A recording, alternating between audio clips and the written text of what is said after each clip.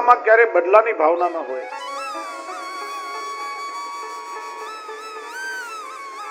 અને જુઓ, માનવીની અપેક્ષાઓનો કોઈ અંત નથી.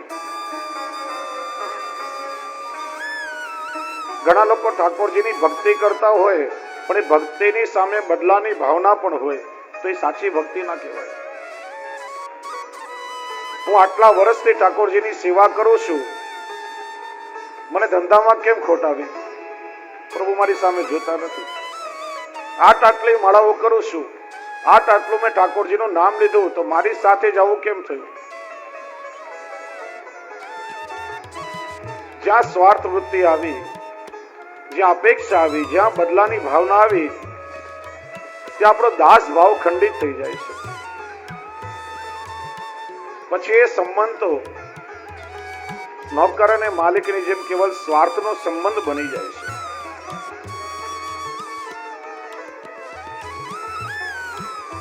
અને જીવને તો એ પણ ખબર નથી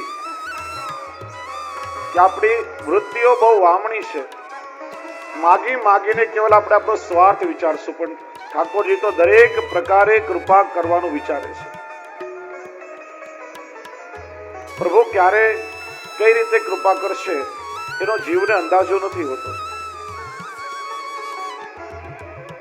પ્રસંગ આવે છે ને કે રાજાને ત્યાં એક સેવક નાનપણથી રાજા પોતાને ત્યાં લઈ આવેલા, ખૂબ નિષ્ઠાથી સેવા કરે. રાજાનો એકદમ વફાદાર સેવક, અને રાજાએ તો પછી એને પોતાનો સેનાપતિ બનાવ્યો. રાજાના માટે કેટલા યુદ્ધો એને જીત્યા. વર્ષો સુધી સેવા કરી, ત્યારે કોઈ અપેક્ષા ના રાખી. પણ એક દિવસ એના મનમાં એવું આવ્યું કે આટલા વર્ષોથી હું આ રાજાને નિષ્કામ ભાવથી સેવા કરું છું, બદલામાં રાજાએ મને કોઈ દિવસ કંઈ આપ્યું નથી. અરે 500 રૂપિયા મને પગાર બાંધી આપ્યો હોત ને, તો આજે મારું પોતાનું ઘર વસી ગયું હોત, સારી એવી સંપત્તિ મારી પાસે હોત. મારી ઉંમર પણ થઈ ગઈ છે. આ રાજા પાસે આટલી બધી દાસીઓ છે કે આ દાસી પોતાની મને પરણાવી દીધી હોત તો મારું ઘર પણ વસી ગયું હોત. આટલા વર્ષો સુધી મેં કંઈ માગ્યું નહીં ને, રાજાએ મને આપ્યું નથી. આજે તો બધી મર્યાદા તોડીને મારે રાજા પાસે માગવું છે. અહીંયા રાજા રાણી મહેલમાં બેસીને મનમાં વિચાર કરતા હતા કે આપણી દીકરી હવે પરણવા લાયક થઈ છે. એક ને એક દીકરી છે, કોઈ બીજું પુત્ર કેવું નથી, એકમાત્ર આપણા રાજ્યની વારસદાર છે. એના માટે સારો સુયોગ્ય વર શોધવો જોઈએ. પછી વિચાર્યું કે આપણો સેવક છે, નાનપણથી આપણે એને લઈ આવ્યા છીએ, બધી રીતે અનુકૂળ છે, બધા ગુણો એની અંદર છે, આટલા વર્ષોથી વફાદારીથી આપણી સેવા કરી છે, રાજ્યનું બધું કામ એ જાણે છે. કેમ ના આપણી દીકરી સાથે એને આપણે પરણાવીએ અને આપણા પછી રાજ્યનો વારસદાર આપણે એને બનાવશું. રાજાને રાણી મનમાં એવો વિચાર કરે. ત્યાં જ પેલો સેવક આવ્યો.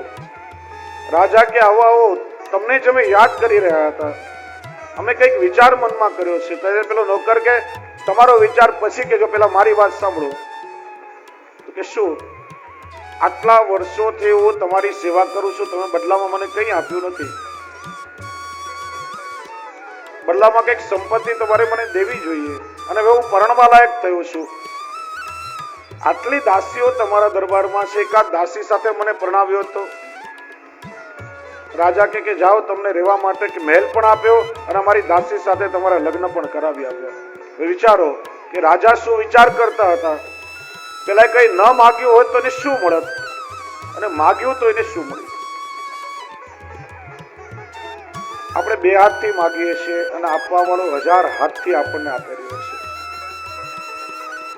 એટલા માટે શ્રી મહાપ્રભુજી કહે છે, ઠાકોરજી સાથે ક્યારે પણ સ્વાર્થની વૃત્તિઓ ન રાખો. પ્રભુ આપણા ભરતા છે, આપણા સ્વામી છે, અને ઠાકોરજી સાથેનો આપણો સંબંધ એ સેવક અને સ્વામીનો નિસ્વાર્થ સંબંધ છે. પ્રભુની પાસે અહંતા અને મમતા છોડી દીનતા રાખવીને દૈન્ય ભાવથી પ્રભુને પોતાનું સર્વસ્વ માનીને સેવા કરવી. શરણાગતિનું 5મું લક્ષણ બતાવ્યું આત્મનૈવેદ્ય. આત્મનિવેદન, પોતાની જાત, પોતાનું જીવન બધું ઠાકોરજીના ચરણોમાં સમર્પિત કરી દેવું. આત્મનિવેદન એટલે બ્રહ્મ સંબંધ લઈને ગળામાં ખાલી કંઠી પહેરી લીધી, દીક્ષા લઈ લીધી એ પૂરતું નથી, પણ એ બ્રહ્મ સંબંધને આપણે ચરિતાર્થ કરવું, સમર્પિત બનીને રહેવું, અસમર્પિત નો ત્યાગ કરવો અને ઠાકોરજીની સેવા કરવી. કારણ કે પ્રભુની સેવા દ્વારા જ સમર્પણ સિદ્ધ થાય છે. ગોપી ગીતમાં આપણે જોયું, ગોપીઓ કહે છે પ્રણત દેહી નામ પાપ કર્ષણમ. પ્રણત કોને કહેવાય? નતમાં અને પ્રણતમાં ફરક છે. નમન તો બધા જ પ્રભુને કરતા હોય. नमन नमन में पण फर्क होए. नमन नमन में भेद है, बहुत नमे नादान, दगलबाज दूना नमे और चित्ता चोर कबान.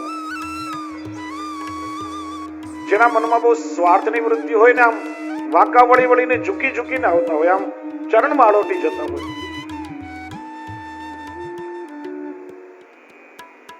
ખાલી નમન નહીં, પ્રણત. કેવલ શું આપણે ઠાકોરજીને ચરણ સ્પર્શ કરીએ કે કેવલ કેસરના જળથી ચરણ ધોઈએ એટલું પૂરતું નથી. પ્રણત એટલે સર્વસ્વનું સમર્પણ પ્રભુના ચરણોમાં કરી દેવું.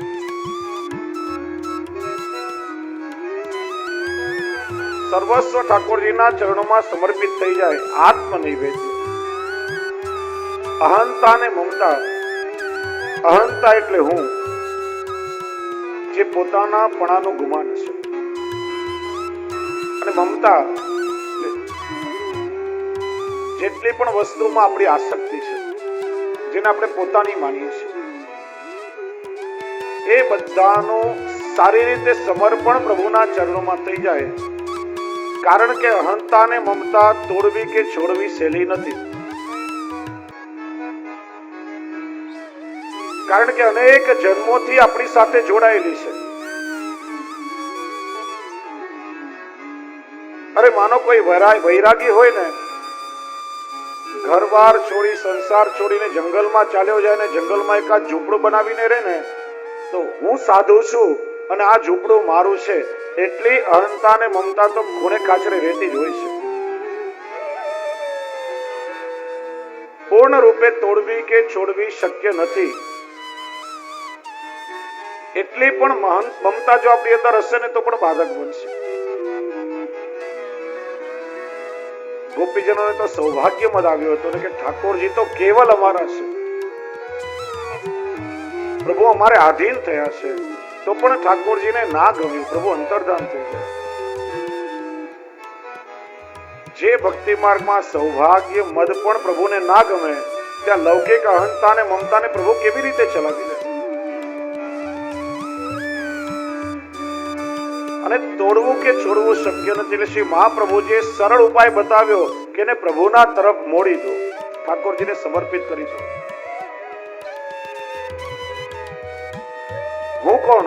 આપણને પૂછે તમે કોણ, તો આપણે શરીરનું જે નામ હોય એનાથી આપણો પરિચય આપીએ છીએ. પણ જે આપણો પરિચય છે ખાલી શરીરનો છે. જે દિવસે શરીરમાંથી પ્રાણ નીકળી ગયા, શરીર છૂટ્યું, ત્યારે એ નામનો પરિચય પણ ખલાસ થઈ જાય છે. સાચો પરિચય આપણો શું છે? આત્મા એ શાશ્વત છે ને આત્મા એ પ્રભુનો અંશ છે. આત્મા તો એનો એ ચાલ્યો આવે છે. દરેક જન્મમાં શરીરનું ખોડિયું બદલાતું રહે છે. એટલા માટે આપણો સાચો પરિચય છે દાસો હમ, હે કૃષ્ણ હું આપનો દાસ છું.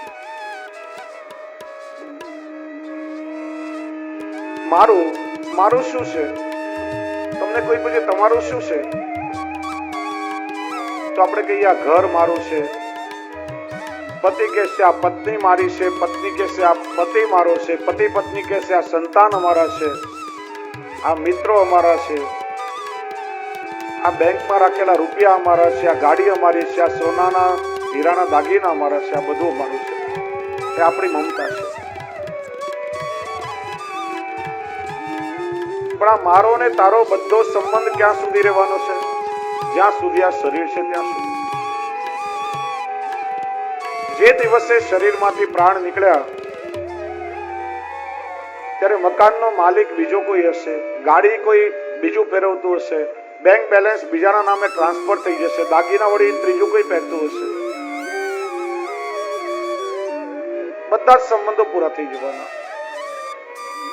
જેને આપણે બહુ વધારે પોતાના માનતા હોઈએ ને, શરીર છૂટ્યા પછી 2-4 કલાક કોઈ ઘરમાં રાખવા તૈયાર નહીં થાય. બધા કહેશે જલ્દી હવે આ અહીંથી કાઢો, નહીં તો શરીરમાંથી દુર્ગંધ આવશે.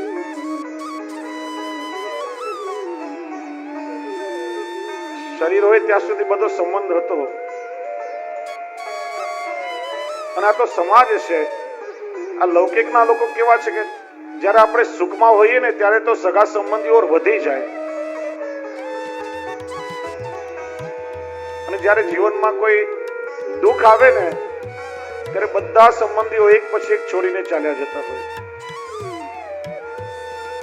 આ બધો જ લૌકિક સંબંધ ક્ષણિક છે.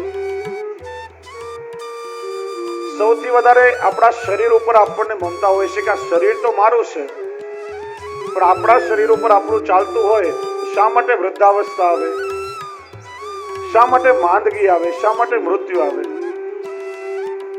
કોઈને પણ વૃદ્ધ થવું, બીમાર થવું કે મરવું ગમે ખરા? આપણું ચાલતું હોય તો 20 વર્ષના તંદુરસ્ત યુવાન થઈને દીર્ઘકાળ સુધી આપણે કેમ ના જીવી શકીએ?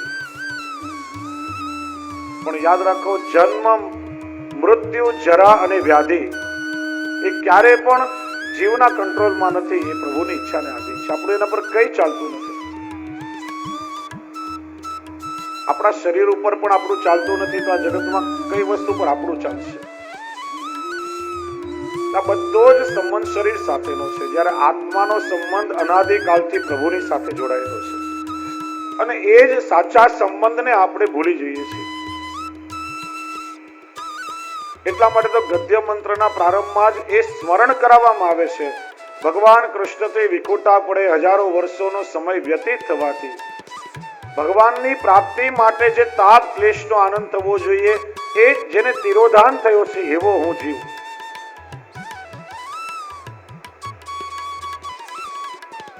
એટલા માટે સાચો સંબંધ પ્રભુની સાથે જોડાયેલો છે. અને બ્રહ્મ સંબંધ દ્વારા એ આત્માનો સંબંધ આપણે પાછો પ્રભુની સાથે જોડીએ છીએ. હે કૃષ્ણ, હું તમારો છું, દાસોહમ, અને તમે જ મારા સ્વામી છો. આત્માના સંબંધી પ્રભુ આપ છો. ત્યારે અહંતા અને મમતાનું સમર્પણ થાય ત્યારે ખરા અર્થમાં જીવને બ્રહ્મ સંબંધ થાય છે. તો એટલા માટે પ્રણત એટલે સારી રીતે સર્વસ્વનું સમર્પણ. સર્વસ્વ પ્રભુના ચરણોમાં સમર્પણ કરી દાસ ભાવથી પ્રભુની સેવા કરવી. અને જ્યારે પ્રભુની સેવા કરીએ ત્યારે આપણું સમર્પણ સિદ્ધ થાય છે. છઠ્ઠું લક્ષણ શ્રી મહાપ્રભુજી બતાવે છે કાર્પણ્ય. કાર્પણ્ય એટલે દીનતા, અહંતા મમતાનો સંપૂર્ણ ત્યાગ અને દૈન્ય ભાવની પ્રાપ્તિ. હું પ્રભુનો દાસ છું, હું સ્વતંત્ર નથી, હું પ્રભુને આધીન છું, એવી ભાવના કેળવવી. આ બધી વસ્તુ વિવેક ધૈર્યાશ્રયમાં શ્રી મહાપ્રભુજી બતાવે છે. સ્વામ્ય ધીનત્વ ભાવના, હું મારા પ્રભુને આધીન છું. સ્વતંત્ર વ્યક્તિ હોય ને તો મન ભાવે તેવું વર્તન કરે, પણ જે પ્રભુનો દાસ છે ને એનું તો કર્તવ્ય છે કે પ્રભુની ઈચ્છા અનુસાર વર્તન કરવું. કારણ કે દાસ કે સેવક સ્વતંત્ર ના હોય, એ તો પોતાના સ્વામીને આધીન હોય. ત્યારે પુષ્ટિ જેવી વિચારો કર્યું, હું સ્વતંત્ર નથી, મેં પ્રભુને સર્વસ્વ સમર્પણ કર્યું છે, હવે હું પ્રભુનો દાસ છું. એટલા માટે મારી પ્રભુની ઈચ્છા પ્રમાણે હું જીવીશ. તો 6 પ્રકારની શરણાગતિ છે.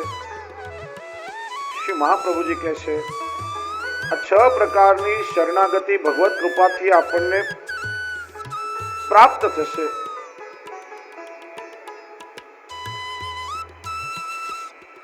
અને એના માટેનું સાધન શ્રી મહાપ્રભુજી બતાવે છે. લૌકિક સાધનો દ્વારા શરણાગતિ ક્યારે પણ સિદ્ધ ન થાય. આ 6 પ્રકારની શરણાગતિ પ્રભુની કૃપાથી સિદ્ધ થાય.